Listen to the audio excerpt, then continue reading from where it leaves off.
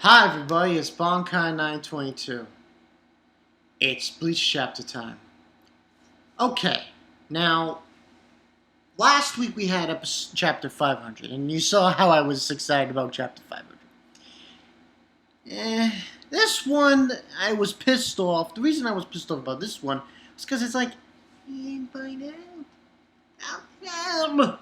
Ugh, we didn't find out who the guy was, so we have to wait. Kubo. But anyway, let's get into it. After 501, we see, oh, Ichigo, not even Kitsuka. He's trapped in the prison, saying, oh, I can't, he's complaining about that he can't get through.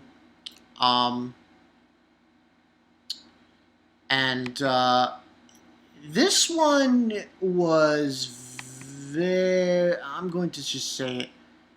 I'm just going to tell you all guys this right now. This one was fucking dark. Like, holy shit, Kubo. Apparently, you are not joking around. And I don't even take that lightly. So, anyway, moving right along, we see Ichigo. He says, get your potential, doesn't... Not even gets to potential works, and he is realizing that his phone is still ringing, and it says two things on the phone screen. It says, for the left side of the phone, it says communicating Kisuke Urahara. On the right side of the phone screen, it says technology Bureau Circuit, the technology headquarters, of Soul Society. It says disconnect, and he's saying to himself, Urahara-san, what happened? Damn it, it won't connect. What happened to Urahara-san? And then I can't believe they translated a manga stream to him saying fuck. So that's what Ichigo's saying. He says fuck. So moving right along, we get what the chapter is really about. Bleach 501. Hear, fear, here? Yeah, that's the chapter title. And we see it says a slashing response, and we obviously get into Back to the Soul Society and Byakuya. Yeah, and Renji. And funny thing with Byakuya, he says, he's telling Renji, attacking the enemy whose ability you do not understand is a foolish plan to make you lose several advantages. Watch my bout and figure out his ability.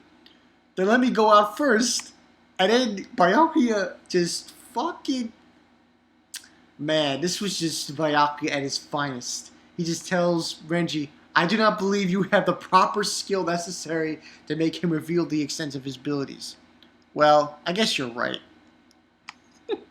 And it translates differently because I think one of the scanlations has him saying, you're not that intelligent to find out what he says, oh, I guess you're right. And we right along. He's obviously fighting Asnot. And he's saying he feels this sensation in his legs. Byakuya. What is this sensation getting in my arms and this freezing sensation in my arms and legs? Those light thorns he's using as weapons. Is there some kind of poison in them? And then Asnot says, have you noticed? And you thought they may be poison, correct? You're all wrong. This is something you lost long ago. Trace your memories. You became a captain, got stronger, and became able to overwhelm and defeat your opponents. You haven't felt this in a long time. The name of that feeling, which is the most important feeling in any human's life, is fear. And then you see black over him and everything, fear. And then Renji's like, Captain's afraid?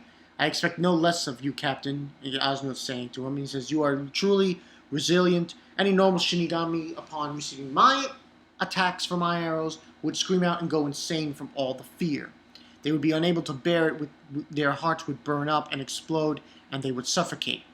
Those hit by my arrows fear everything. So he's talking about this, and he's just going on about saying things that he could do. He may cast some horrifying spell with the next word, saying how it would, what could happen next. Anything that he does next might decide the battle. And Osnood is very fucking creepy. I must say it right now. This guy belongs in a horror film. I swear to God. You know what he reminds me of? Sorry. I don't want to say a character from another show. No, I'm not going to say it. I'm not going to say it. But he does feel creepy. He's got that creepy look and very dark. So we ran along. He says they doubt everything and lose their control of their thoughts. But you're doing a great job resisting that with the strength of your will alone. I'm surprised. And he starts talking, saying, Byakuya is saying, but that is simply surprise. It is far removed from fear. Been possessed by fear towards me, fear. And then Byakuya's going on saying, there's no battle in which fear does not exist, but I have overcome it countless times, every time I survive a life or death crisis. And then we get to the page that flipped my mind to a point. Oh, I'm like, holy shit. Kubo! I gotta do this face now. I'm gonna be like, fuck me. Fuck me.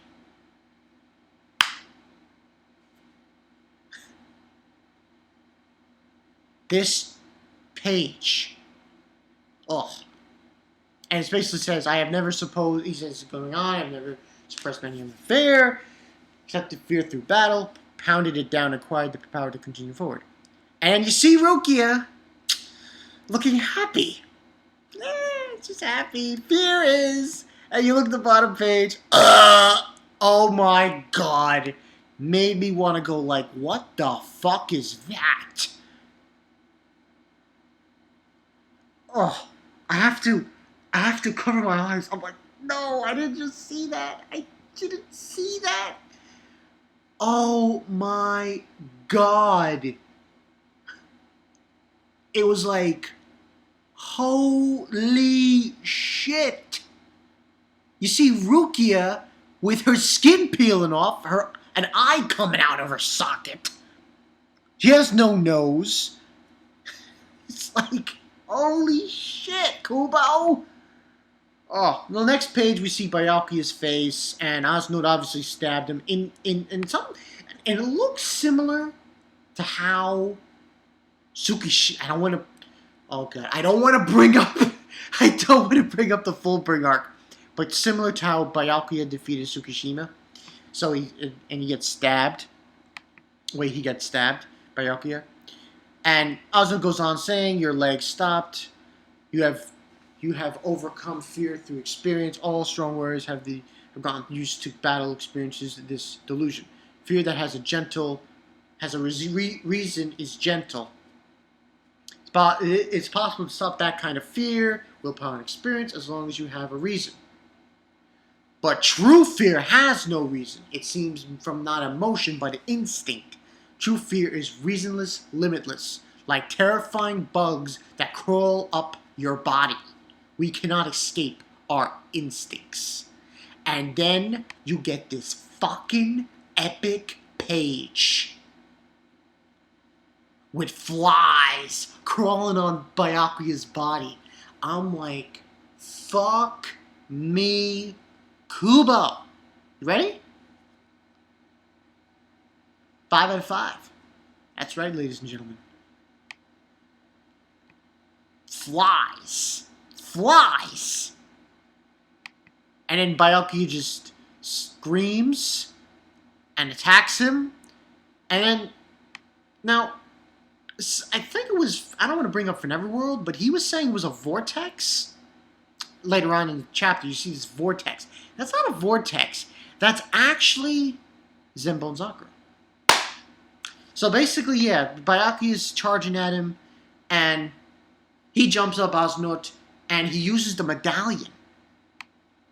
And this white stuff's coming out of the medallion, and then we realize, okay, so he can use, and we see a cherry blossom.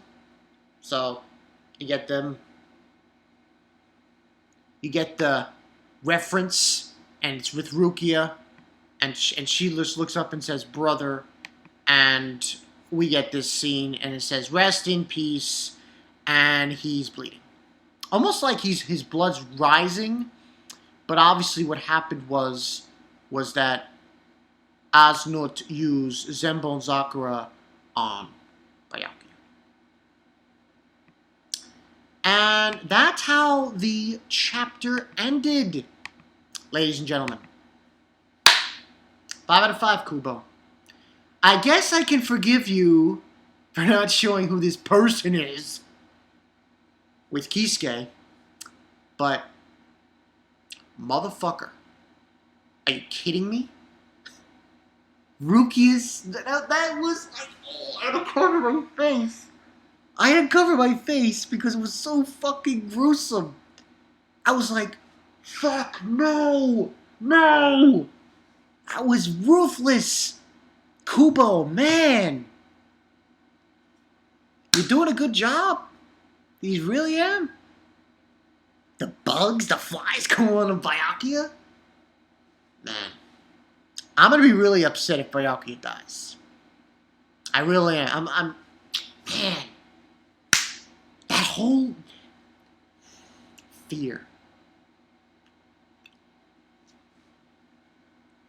Even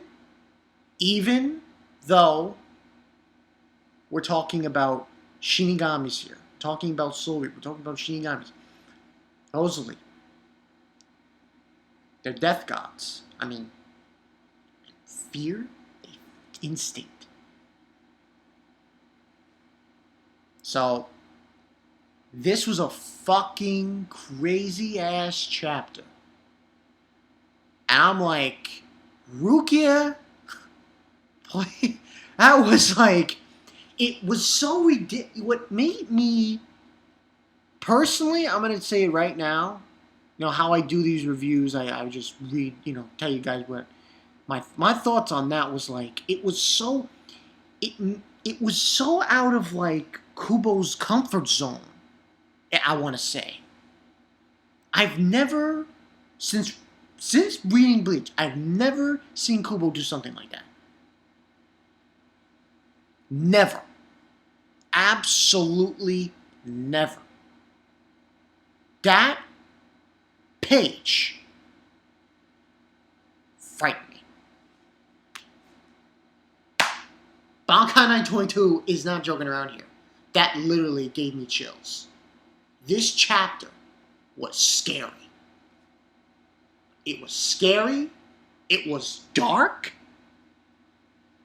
It made me say, like, wow. Like, what the fuck did I just read? Like, what the fuck just happened? This is gonna be a real trip, ladies and gentlemen. Wherever this is gonna go, wherever Kubo takes us next week, is gonna be fantastic. If it keeps going in this direction. Now, hopefully, I say hopefully, we get to see who this mystery person is. Because I'm telling you right now, Kubo, you got to tell us. Soon. But Rukia, oh, that was so fucking ridiculous. Their eyeball hanging out, like, oh man, what is this? Night of the Living Dead? That was sick. Oh man, Kubo.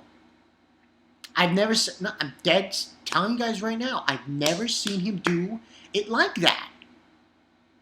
I mean, you guys pretty much know how Kubo's artwork goes around and how, most of the time he's got backgrounds, they're wide, it's bullshit. But in this chapter, those two scenes, Rukia being undead and the bugs crawling on Byakuya's body, that was fucking great.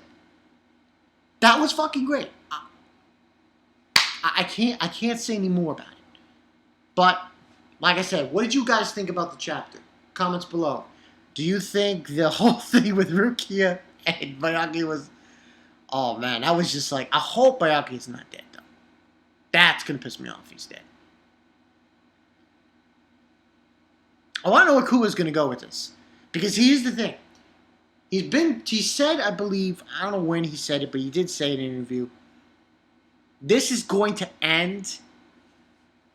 in an ice palace, supposedly. So, gotta wonder where this is gonna go. So, yeah. Okay, ladies and gentlemen, this is Bankai 922. Man, what a chapter.